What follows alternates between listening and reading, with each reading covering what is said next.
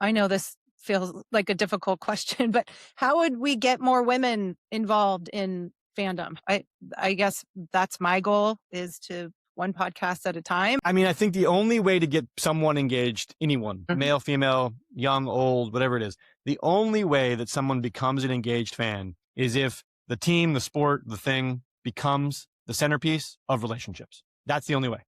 There is no shortcut to fandom of any variety, right? Like fandom kind of works the same no matter the topic in question.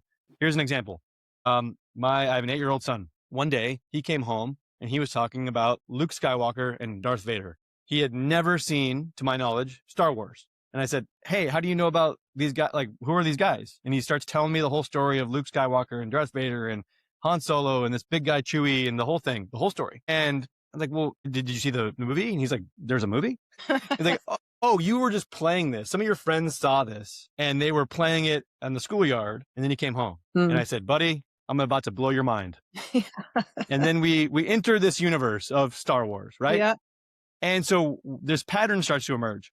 He comes home from school. He watches Star Wars. He goes to school. He has positive social interaction around Star Wars. They play Star Wars. He comes home. He watches more. Then things start to change. Then he wants to go to the park. He wants to buy the merch. He wants to do the Legos. That's how fandom works. It's the exact same story for how you and I became Denver Bronco fans. And so I think this same pattern can emerge in other things. You will get more into yoga if you're going to do yoga with your friends, right? Like you'll get more into wine if you are drinking wine with your friends. If you go to the Alameda Tap House and you get into the beer because it's a positive social interaction, you will then get more into the thing, right? Like so fandom works the same way. And so there is no way to just like snap your fingers and create new fans without the repetition of those social interactions. Right. And so when it comes to how do we create more female fans, it is one, I think we have to recognize that it's a long-term process. And then two, we have to make people aware that it has a positive effect on them. And then it has to be social. So it's about inviting, person to person, inviting women in to go to the bar on Sunday and to watch the game.